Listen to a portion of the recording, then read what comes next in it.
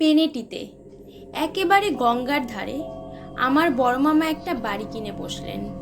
শুনলুম বাড়িটিতে নাকি ভূতের উপদ্রব, তাই কেউ সেখানে থাকতে চায় না। সেই জন্যই বড় মামা ওটাকে খুবই সস্তায় পেয়েছিলেন। যাই হোক, বিয়ে টিয়ে করেনি, আপত্তি করবার লোকও ছিল না। মেজ মাসিমা একবার বলেছিলেন বটে, নাইবা কিনলে দাদা, কিছু নিশ্চয়ই আছে, নইলে কেউ থাকে না কেন? বড় মামা রেগে মেগে বাড়ির কাগজপত্র সই করবার আগেই ওদের কুস্তির আড্ডার দুজন ষণ্ডাকে নিয়ে সেখানে দিব্যি আরামে দুরাত কাটিয়ে এলেন। ষণ্ডাদের অবশ্যই সব কথা ভেঙে বলা হয়নি। তারা দুবেলা মুরগি খাওয়ার লোভেই মহা খুশি হয়ে থাকতে রাজি হয়েছিল। পরে আড্ডায় ফিরে এসে যখন বড় মামা ব্যাপারটা খুলে বলেছিলেন, তখন তারা বেজায় চটে গিয়েছিল। যদি কিছু হতো দাদা, গায়ের জোর দিয়ে তো ওনাদের সাথে পেরে ওঠা যেত না। 2 মাস পরে বড় মামা সেখানে রেগুলার বসবাস শুরু করে দিলেন। সঙ্গে গেল বঙ্কু ঠাকুর। তার রান্না যে একবার খেয়েছে সে জীবনেও ভোলেনি। আর গেলেন নটবর বেয়ারা, তার 44 ইঞ্চি বুকের ছাতি। রোজ সকালে বিকেলে আধ ঘন্টা করে 2টো আধমনি মুগুর ভাজে। আর ঝোপু জমাদার, সে 4-5 বার জেল খেটে এসেছে গুন্ডামি টুন্ডামির জন্যে। এরা কেউ শুধু ভূত কেন, ভগবানকেও বিশ্বাস করে না। আমরা বরানগরে ছিলাম, আমি ক্লাস 9-এ পড়ছি। এমন সময় বাবা পাটনা বদলি হয়ে গেলেন, আর আমার স্কুল নিয়েই হলো মুশকিল। বড় মামা তাই শুনে বললেন, কুছ পরোয়া নেই, আমার কাছে পাঠিয়ে দাও, এমন কিছু দূরত্ব পড়বে না। বেটা বঙ্কুর রান্না খাবে, আর আমি আমার নতুন কবিতাগুলি শোনাবার লোক পাবো। বঙ্কুরা তো আর আজকালকার শুনতেও চায় না। ভালোই হলো, শেষ পর্যন্ত তাই ঠিক হলো। মারা যেদিন সকালে পাটনা চলে গেলেন, আমার জিনিসপত্র বড় মামার ওখানে পাঠিয়ে দেওয়া হলো। আর আমিও সারাদিন স্কুল করে বিকেলে গিয়ে সেখানে হাজির হলাম। মনটা তেমন ভালো ছিল না। মারাও চলে গেছেন। আবার আমাদের ক্লাসের জবু আর ঘুটে বলে 2 ক্যাপ্টেন কিছুদিন থেকে এমনি বাড়াবাড়ি শুরু করেছিল যে স্কুলেই টেকা দায় হয়ে উঠেছিল।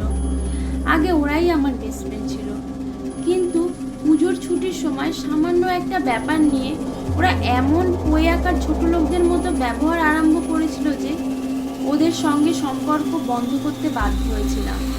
এখন ওরাই হলেন ফুটবল টিমের ক্যাপ্টেন, ক্লাবের সেক্রেটারি। সেদিনও ওদের সঙ্গে বেশ একটা কথা কাটাকাটি হয়ে গেছে, সে আবার অঙ্কের ক্লাসে। আমার একারই দোষ নয়, কিন্তু ধরা পড়ে বকুনি খেলাম আমি। ওরা দেখলাম খাতার আড়ালে ফ্যাচ করে হাসছে। বাড়ি এসে মনটা একটু খারাপই ছিল।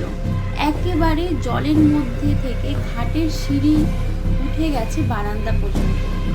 বিশাল বিশাল ঘর, ঝগড়ু আর নটবর তকতক করে রেখেছে। প্রায় সবগুলি খালি, শুধু নিচের তলায় বসবার ও খাবার ঘরে আর দোতলায় 2টো শোয়ার ঘরে বড় মামা কয়েকটা দরকারি আসবাব কিনে সাজিয়েছেন। কেউ কোথাও নেই, বড় মামাও কোথায় বেরিয়ে গেছেন। নিচে থেকে বঙ্কুর রান্না লুচি আলুর দম খেয়ে উপরে গেলাম। বই রেখে আমার ঘরের সামনে চওড়া বারান্দা থেকে দেখি বাগানময় ঝোপঝাড়, আম গাছ, কাঁঠাল গাছ গোতাকতক আছে। গঙ্গার ধার দিয়ে জবা ফুলের গাছ দিয়ে আড়াল করা একটা সরু রাস্তা একেবারে নদীর কিনারা ঘেঁষে চলে গেছে। সেখানে 3 জন মাঝি গোছের লোক মাছ ধরবার ছিপ সারাচ্ছে। একজন বুড়ো আর 2 জন আমার চেয়ে একটু বড় হবে, ওখানকার লোক বোধ হয়। আমাকে দেখতে পেয়ে তারা নিজের থেকেই ডাকলো। দেখতে দেখতে বেশ ভাবও জমে গেল। ওরা বলল, পিছন দিকের পুকুরে আমাকে মাছ ধরা শেখাবে, শনিবার নদীতে জাল ফেলবে, নিশ্চয়ই যেন আমি আসি। বুড়োর নাম শিবু, ছেলে 2টো ওর ভাইপো, সিজি আর গুজি। বেশ লোকগুলো, বাড়ির মধ্যে আস্ত টাস্ত না, চাকর বাকরদেরকে এড়িয়েই চলতো, কিন্তু আমার সঙ্গে খুব দরম মরম হয়ে গেল। আমাকে সাপ কামড়ানোর ওষুধ, বিছুটি লাগাবার ওষুধ এইসব শিখিয়ে দিল। আমাদের বাগানেই পাওয়া যায়। মামা মাঝে মাঝে খুব রাত করে বাড়ি ফিরে, আর দোতলায় একা একা আমি তো ভয়ে কাঠ হয়ে শুয়ে থাকতাম। শিবুদের কাছে সে কথা জানাতেই সেদিন মামা বেরোতেন। সেদিনই ওরা জলের পাইপ বেয়ে উপরে উঠে বারান্দায় বসে আমার সঙ্গে কত যে গল্প করতো তার ঠিক নেই। সব মাঝিদের গল্প, ঝড়ের কথা, নৌকোডুবির কথা, কুমির আসার কথা, হাঙর মারার কথা, সমুদ্রের কথা। ওদিকে স্কুলের ঝগড়া বাড়তে বাড়তে এমন হলো যে ওই জবু, ভুটে আর নেলো বলে ওদের যে এক সাকরেত জুটেছে। এই তিনজনকে অত্যন্ত আচ্ছা করে শিক্ষা না দিলে চলে না। শিবু বললে, বাবু এইখানে ডেকে এনে আমরা সবাই মিলে কষে পিটুনি লাগাই। বললাম, না রে, শেষটা স্কুল থেকে নাম কাটিয়ে দেবে। তার চেয়ে এখানে এনে এমনি ভূতের ভয় দেখাই, যে বাছাধন চুল দাড়ি সব খাড়া হয়ে উঠবে। তাই শুনে ওরা তিনজনই হেসে লুটোপুটি। আমি বললাম, দেখো, তোমাদের তিনজনকে কিন্তু ভূত সাজতে হবে, আর আমি ওদের ভুলিয়ে ভালিয়ে আনবো। তোমাদের সব সাজিয়ে গুছিয়েও দেবো। হ্যাঁ, সাজিয়ে গুছিয়ে দেবেন কেন বাবু? রং টং মাখিয়ে দেওয়ার দরকার হবে না। 3টে চাদর দেবেন, আমরা সাদা চাদর গায়ে জড়িয়ে গঙ্গার ধারে ঝোপের মধ্যে এমনি এমনি করে হাত নাড়াতে থাকবো, আর ও শব্দ করব, দেখবেন ওনাদের পিলে চমকে যাবে। ছেঁড়া চাদর 3টে দিয়ে দিলাম। সত্যি ওদের বুদ্ধির তারিফ না করে পারলাম না। ভালোই হবে, তাহলে আমাকে কেউ সন্দেহ করবে না। বাড়িটার একটা অপবাদ তো আছেই। শুক্রবার স্কুলে গিয়ে যোগু ভূতদের সঙ্গে কথা বলা বন্ধ করলাম। বাবা, ওদের রাগ দেখে কে? কিরে হতবাগা, ভারী লাট সাহেব এসেছিস যে, কথা বলছিস না যে বড়? বললাম, মেয়েদের সঙ্গে আমি বড় একটা কথা বলি না, ব্যাচেলার মামার শিক্ষা। তারা তো রেগে কাই। মেয়েদের সঙ্গে মানে? মেয়েদের আবার কোথায় দেখলি? বললাম, যারা ভূতের ভয়ে আমাদের বাড়ি যায় না, তাদের সঙ্গে মেয়েদের আবার কিসের তফাৎ? যোগুর আগে ফসফস করতে বলল, যা, মুখে আসে বলবি না, খবরদার বলবি না গুপে। 100 বার বলবো, তোমরা ভীতু, কাপুরুষ মেয়ে মানুষ। জবু আমাকে মারে আর কি, শুধু অঙ্কের মাস্টার মশাই এসে পড়লেন বলে বেঁচে গেলাম। স্কুল ছুটির সময় উঠে পিছন থেকে এসে আমার কানে কানে বললে, সন্ধেবেলা 7টার সময় তোমাদের বাড়ির বাগানে আধ ঘন্টা ধরে আমরা বেড়াবো, দেখি তোমাদের ভূতের দৌড় কতখানি। আমাদের চিনতে এখনো তোমার ঢের বাকি আছে। আমি তো তাই চাই। শিবুরা আজকের কথাই বলে রেখেছিল। বাড়ি গিয়ে খেয়ে দিয়ে একটু এদিক ওদিক ঘুরলাম, ওদের দেখতে পেলাম না। একটু নার্ভাস লাগছিল, যদি ভুলে যায়। নদীর ধারে একটা ঝোপের পিছন থেকে গুজি ডেকে বলল, বাবু সব ঠিক আছে আমাদের। প্রায় সঙ্গে সঙ্গে জবু, ভুটে, নেলো 3 ক্যাপ্টেন এসে হাজির। বড় মামা বেরিয়েছিলেন।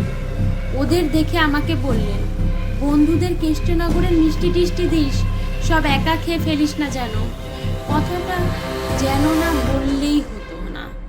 ওরা তো হেসেই গড়াগড়ি, যেন ভারী রসিকতা হলো। বড় মামা গেলে খাওয়া দাওয়া সেরে বাগানে গেলাম। এক্ষুনি বেচারা টের পাবেন, চারিদিকে অন্ধকার হয়ে এসেছে।